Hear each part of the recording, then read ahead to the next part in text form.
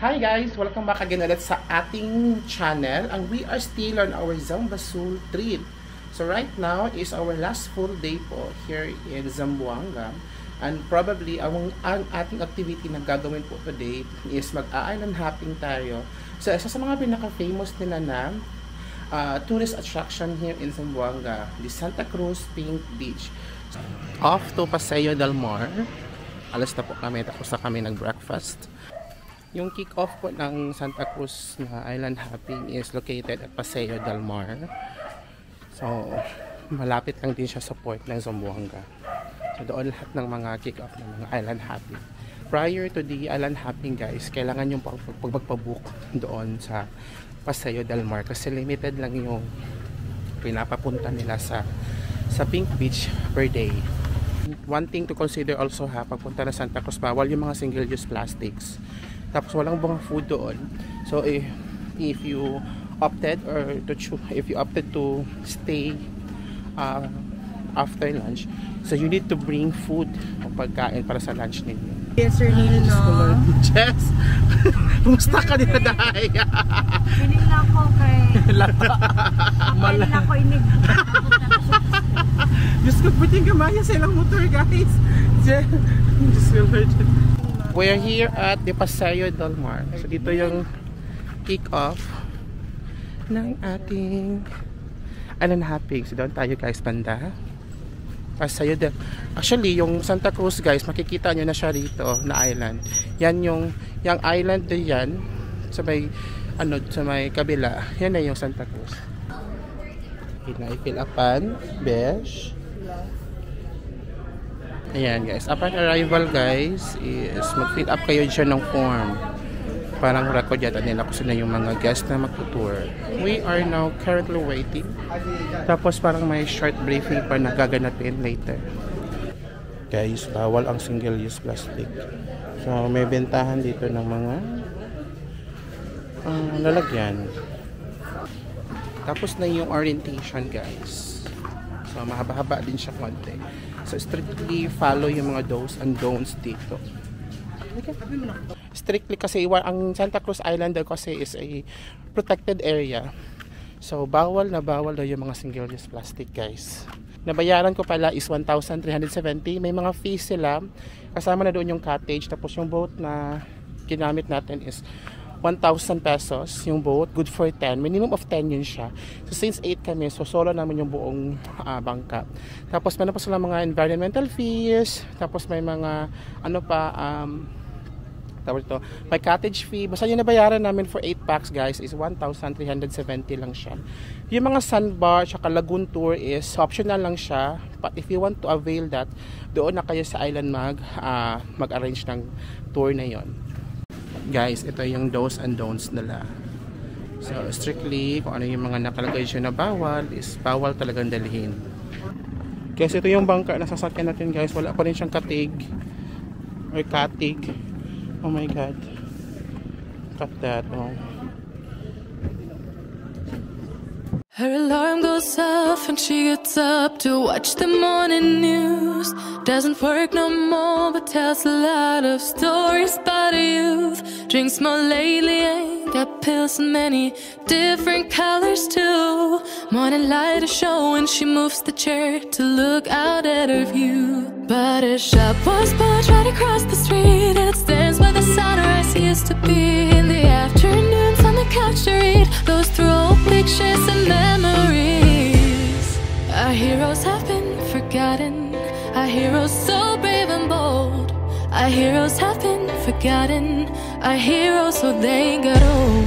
Our heroes have been forgotten, our heroes so brave and bold. Our heroes have been forgotten, our heroes so they got old. Our heroes so they got old.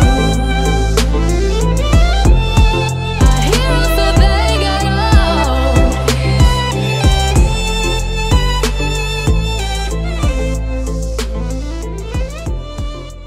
Ito na yung Pink Beach. Ito na yung tinatawag na Barbie Island. Kay Pink Beach daw siya. I'm a Barbie gay in a Barbie world. Isa naman nga pa-picture ron. Ayan, I love Zamboanga. Ito na yung Pink Beach, guys. So, tinawag siya na Pink Beach kasi sa shoreline daw nito is, it looks like parang may yung mga corals dito ay color pink. Yeah, let's try to see. Pero mas visible na ito pag nasa ano tayo, nasa himpapawid yung camera. Medyo may pagka-pink ka siya gonti, guys. Oh, may mga pink ano. Oh, yun, may mga pink galores. Ito, oh.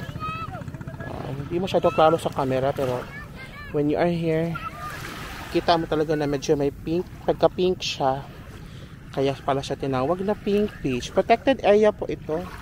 Kasi dahil sa kanyang kakaibang karakteristik na pinky yung beach. Ito yung mga cottages na available nila, guys. I think that's the medium one. Yung good for 15. Yan is the small one. Meron pa silang pavilion nito, guys, na kasya ang 30 packs. Meron din silang comfort room dito. Gusto mong magbanlaw, gusto mong magbihis, dito na kayo, guys. Kaso nga lang, yung tubig daw nila is still a salt water. Guys, may area dito sa island na may mga nagbebenta ng mga pagkain. So if wala kang dalang food, you may opt to buy here.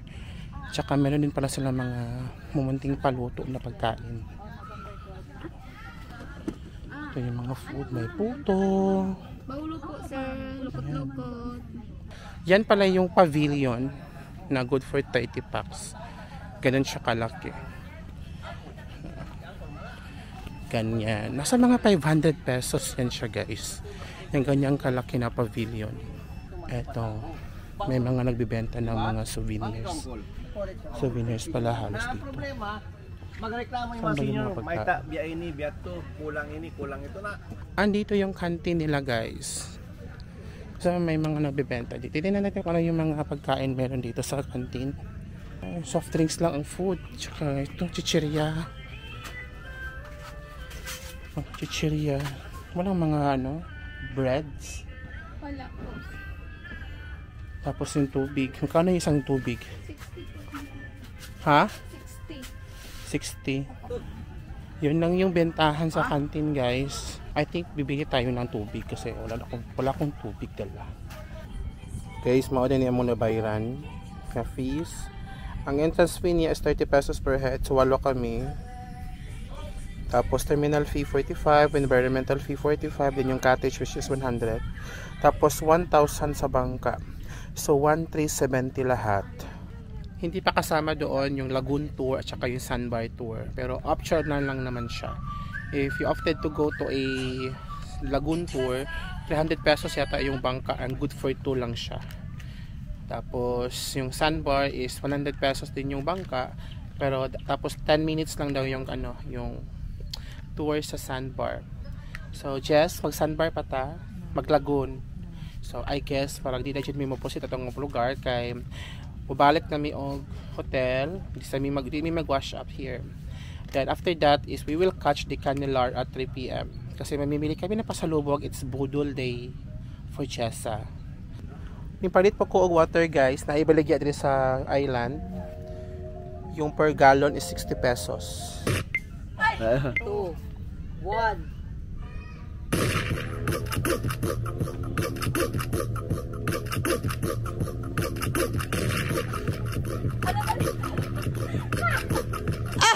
Ligid dyan! We decided to go back na sa the mainland of Zamboanga kasi wala na kami masyado activity dito. Kumusta mga TikTokerist? Chug chug chug. Bye Pink Beach. See you again next time.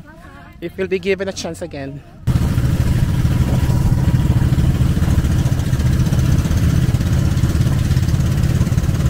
We're back at our hotel, guys. Here in Esteraha Haven Inn. So after namin nag-island hopping kanina.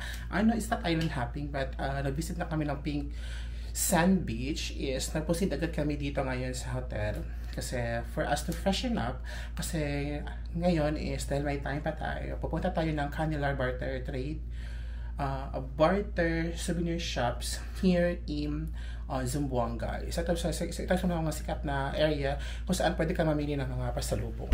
So let's check kung ano yung merong mga pasalubong sa Canilar Barter Trade Area. Okay, we are on our way to Canilar Barter Barter Area. Tinudjud ka pwede mag-barter ya? Dili. Wala nang barter. Wala nang barter. Leader ka ng process nga, nagpalit ka o ka ng... Yes, it's a barter. Barter naman na siya, yeah. Okay. Pero money lang yung mga gihatag. Yeah, okay. Okay, I got it. Yes. Guys, tanami sa Canilar. Sa ilang mga baligya, oh. As I have remember, ganito din yung mga bentahan sa Balabac, sa Palawan. Kasi itong Zamboanga, malapit na kasi sila sa Malaysia. Kaya mostly of their products are Malaysian. May mga bags, dress. Hello po, pasok lang. Hanap nila. Hanggang doon pa yung ano guys, yung Canilar na banda. Malaki na pa yung area. So, i-explore na natin, lilibot-libutin na natin yung Canilar. Ito talaga yung mga ano. I remember this sa ating ano, Balabac. Ito din yung mga souvenirs nila. Mga noodles natin sa Balabac, guys. Andito din siya sa Canilar Zamboanga. Dami pa dito na banda, guys, sa loob ng Canilar Barter. Ay, dami pa dito. Okay, guys, dami din karon sa 22B, no? 22B sa Canilar. So, dili mo pamalit, guys, kay very entertaining kayo si Ante. Correct! Yeah, sige. Diba? So, I bought this. 2,200 lahat ang pang nagasta, guys. So, mura lang siya. Then, meron pa mga chocolates. Ayan. May pa-freebies pa kayong gel. Oh, di ba? May previous pa si Auntie. Thank you so much, Ate. Such a nice gesture. May freebies. Oh, ganda, oh. Yeah. Thank you, Te. Yeah, marami pang mga damit dito. Closing time na good 100, 200 prices at everything. So, dili na mo kay Auntie sa 22B. Di ba, Te? Sige, Canilar Barter 20. Yeah, sa Canilar Garden. If you happen to be here, may Old Town Coffee din sila, guys. So, Ilagay na daw yun ako sa ito is sa Sia Apparel. so nagla-live. Tapos, meron kayong online selling, no? Yes, sir. Batik, ang page natin. Yan. Sa Shopee, wag mo na. Okay. Wala pa sa Shopee. Dapat sa Shopee na. Na-sir namin. Batik yapon name. Yes. Ah, okay. Batik gyapon. Sa TikTok, wala. Wala, sir. Wala pa. Okay. At 5:30 lang ang Canilar. So, 5:20 na. 10 minutes na lang mag-close na sila. Ante! Okay, naka 3K na si Ante. Go! Kota Besh! Guys, it's already final day of namin sa Zamboanga and we are about to check out na in the hotel. And we will be going back to the airport na kasi flight namin later at 3 p.m. papuntang Davao. So our Samba Sul trip ends here on this vlog. Thank you so much for watching, guys, from the very first of our video at Samba Sul up to the last video. So I hope that you have learned something valuable for your upcoming trip here in Samba Sul. So sayang nga lang hindi namin na puntahan yung Tawi-Tawi. Pero maybe next time, some other time, pupuntahan na namin yung Tawi-Tawi.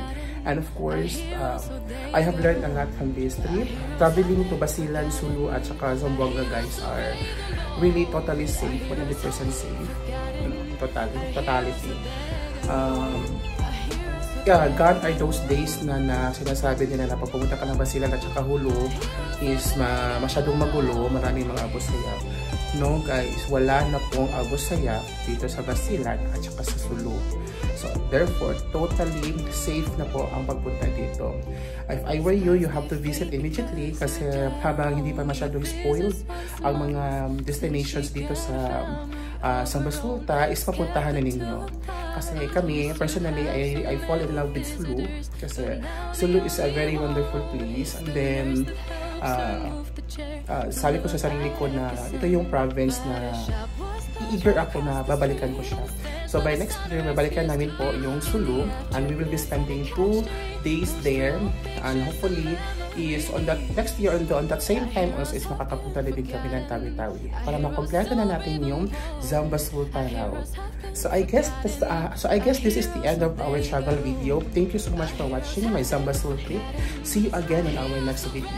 Do not forget to hit the subscribe button if you want to know more about or if you want to catch up with my latest travel upload. Bye-bye!